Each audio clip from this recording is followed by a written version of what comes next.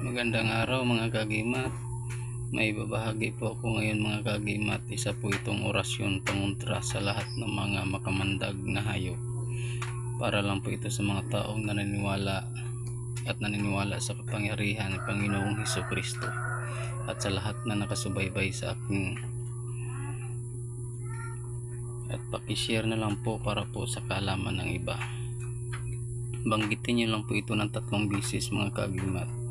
Jesus Merisim, Jesus Min Banda, Jesus Min Dasim, Jesus Jesus Merisim, Jesus Min Banda, Jesus Min Dasim, Jesus Jesus Merisim, Jesus Min Banda, Jesus Min Dasim, Jesus at sabay ihip pakros sa dibdib.